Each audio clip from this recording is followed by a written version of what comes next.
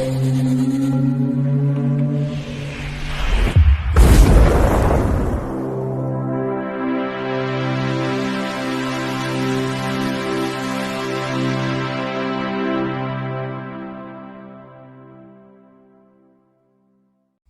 Bayek, it's me Ian, and in today's video, well, I'm looking at this. This is Let Him Have It from 1991. Before I go on, I'd just like to thank Tony for sending me this film. He sent me a few films, and this was one of them, and thank you so much because it's absolutely brilliant. I love it. It's a great film, really is. So, let me get into it. Now, it's 115 minutes long. It's a drama, but you could call it a crime drama as well. It is 84% on Rotten Tomatoes, which doesn't surprise me because a lot of critics do actually really enjoy this, and the opinion over the years definitely that this is a really good, strong film.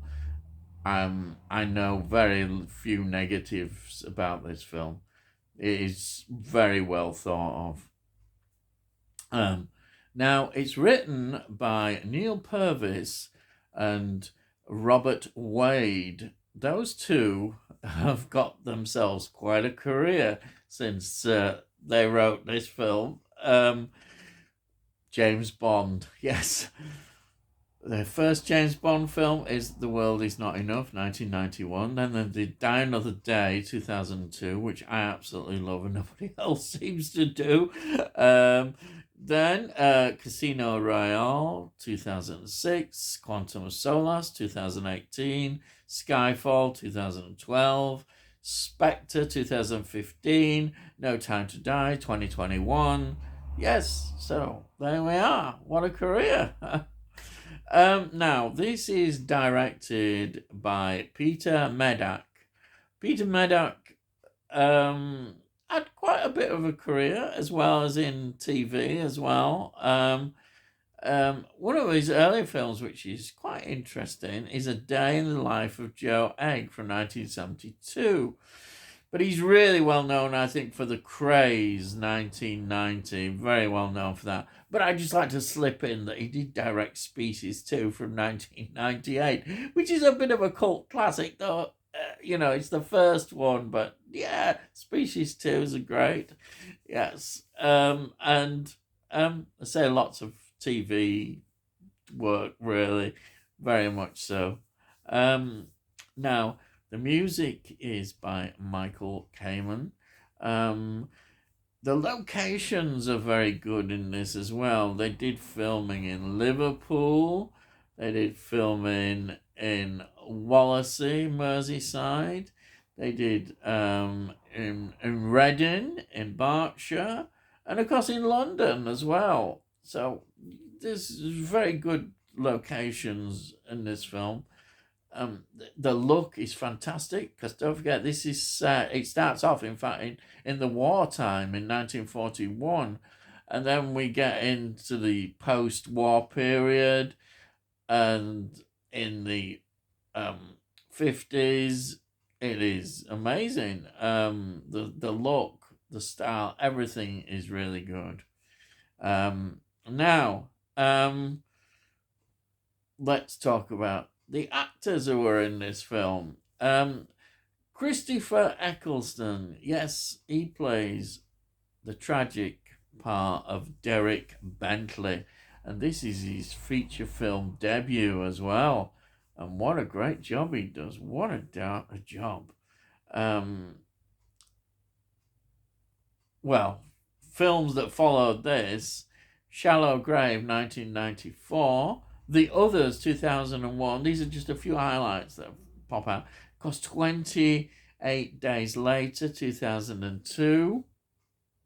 He was even in a blooming Marvel film, The Dark World, 2013, which I suppose a lot of them would say, "Oh, it's one of the worst ones." Well, it wasn't.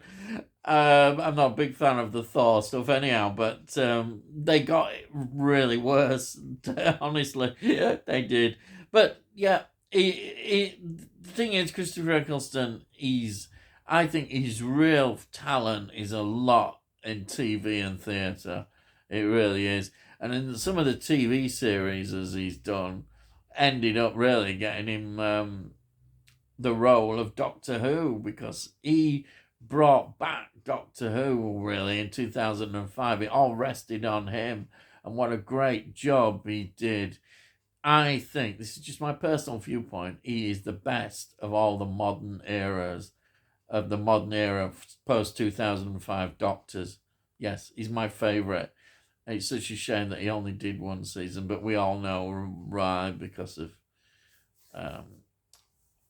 he was sticking up for people, and he didn't like what they were doing, and he still doesn't. And I tend to have a lot of sympathy for him and agreement with him. Yes, right. That ends my lecture. But yes, but great, honestly, great actor. He has been in some great TV work. Then we've got Paul Reynolds playing the other crucial part in this film.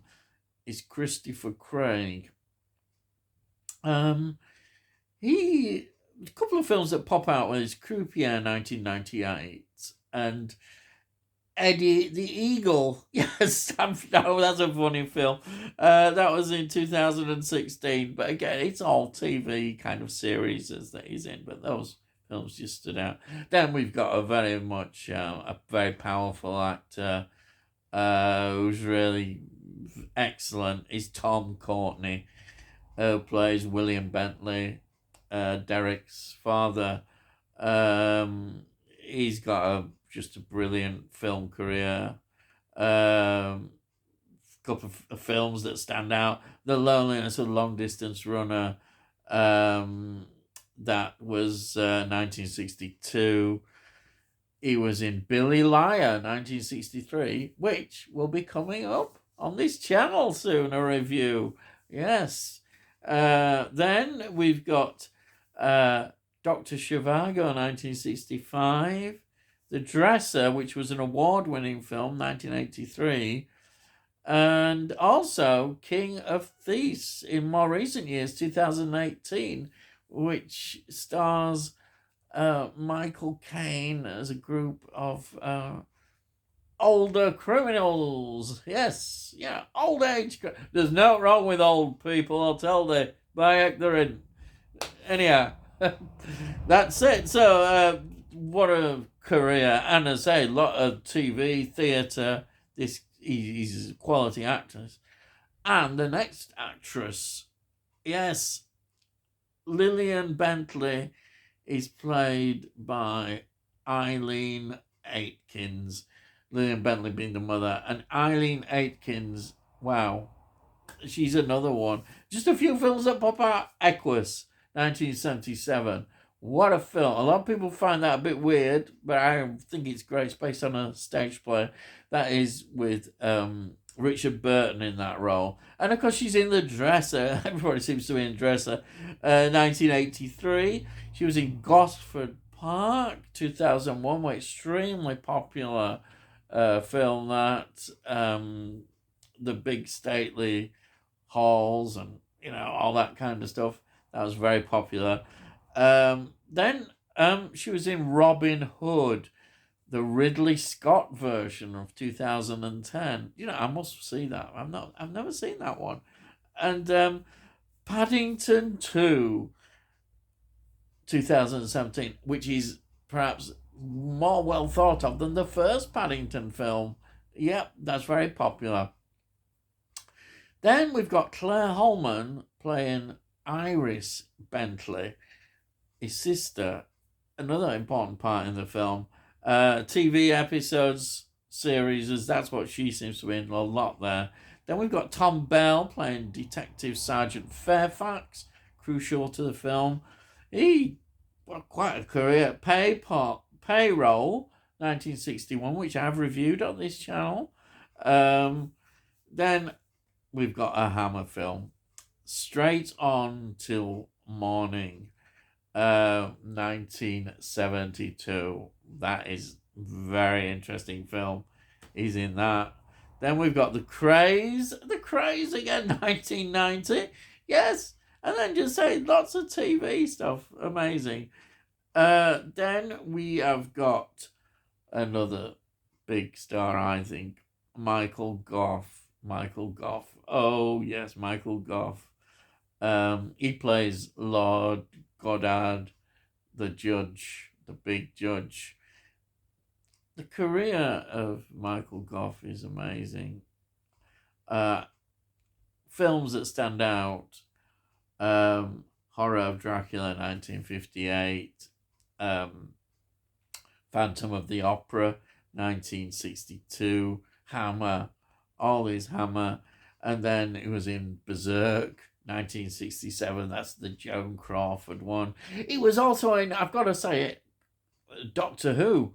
He was the best and the original Celestial Toymaker, which now they call Toymaker. But Michael Gough was in Doctor Who, William Hartnell story.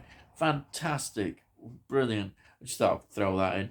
But of course, he's now really well known internationally with Batman. He was in Batman 1989. He was in Batman Returns 1992. He was in Batman Forever 1995 and Batman and Robin 1997. What a actor. He's just amazing. Absolutely. Then we've just got another role. I just want to mention him, which is Michael Elphick, who plays prison officer Jack. He was in two films that I love, actually, that I both saw at the cinema. Was Quadrophenia 1979 and The Elephant Man 1980. What films they are. Absolutely. I've seen them numerous times. They are just fantastic. Really. Fantastic. I must get The Elephant Man, on 4K at some time. I will do, because it is such a good film. But I love it. And of course, John Hurt's in that as well. But yeah, Michael Elphick, he became really big on TV. His roles on TV are just amazing. It's a bit of a sad kind of actor as well. What happened to his career through his alcoholism. But yeah, that's Michael Elphick. So what is the film about? What is the story? The story centers on Derek Bentley, and this is in the post-war period in Britain. He's illiterate, epileptic, and he's got development problems, and they say that his mental age, is assessed around about 10 years old. It's quite a struggle for his parents wanting the right things for him, because he's had a tendency to get involved in the movies, and thinking that he wants to be kind of like the gangster character, the way he dresses. But he also, I loved the bit where he showed the comics he was reading, which were like horror comics, and he's not a bad person, because it's the problem is he's easily led and put in, and he's got all these problems as well. But his parents are loving to him, and they try to do the best they can. And his sister as well also has a great relationship. We see this, but inevitably this all leads to the meeting with Christopher Craig, who he knew at one of the approved schools that he did actually go to. And Christopher Craig is another character. He's only 16 at this time, at the crucial time, and he carries a gun with him. And he always had this thing about the guns and that, and trying to be a gangster again.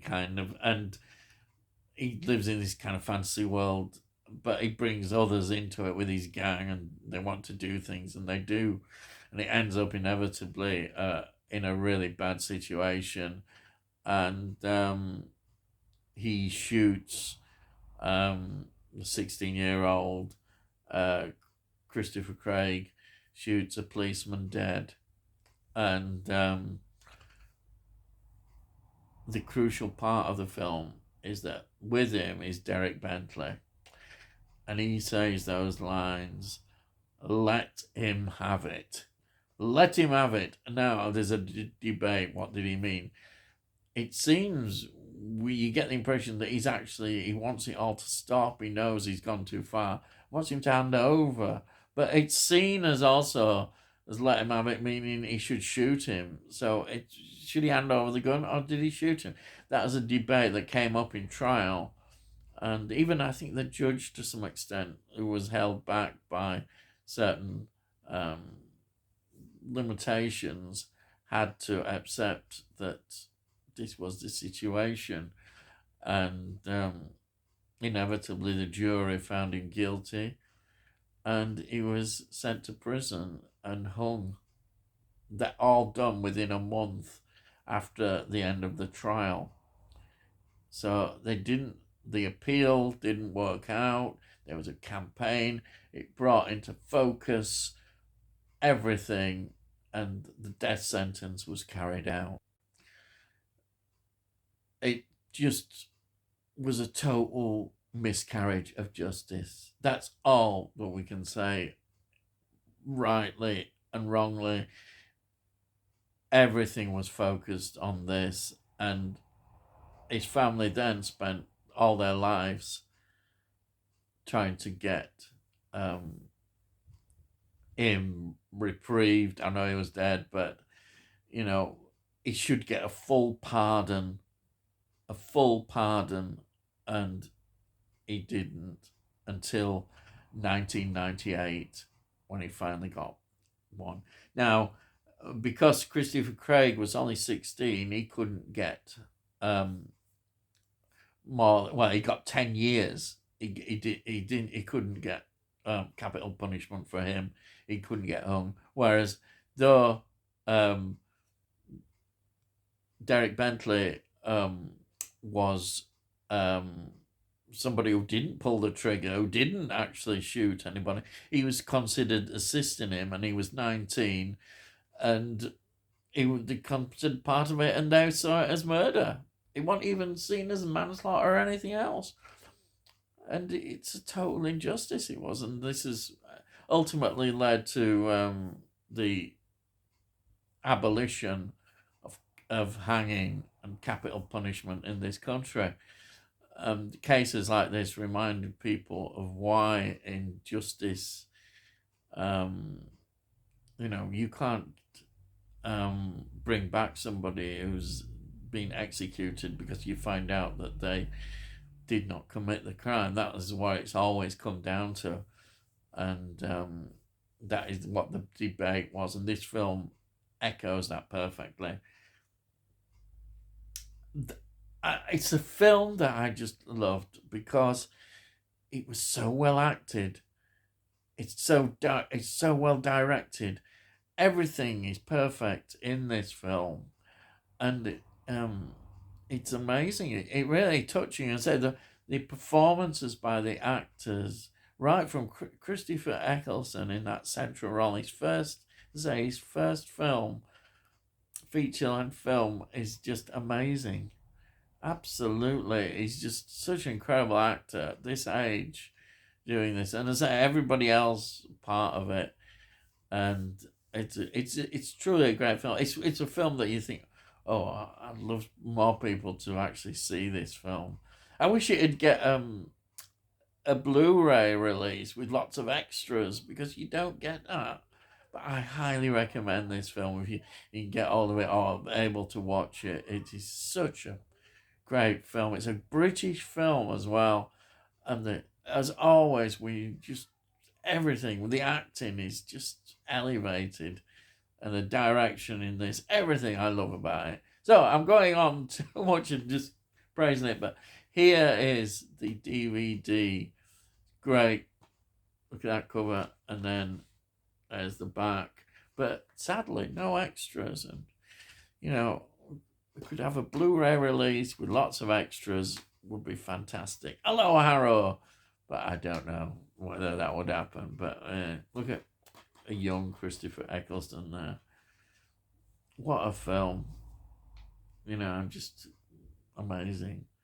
It is. It says here, extraordinarily powerful. It is. It really is. And that's it. Yes, I'm done. So, if you're new to the channel, please subscribe. That will let you know when I produce these videos. Also, have a look at the playlists and see what else I've done. I do all sorts of things. Just have a look and see. You might enjoy it, you might not. Who knows?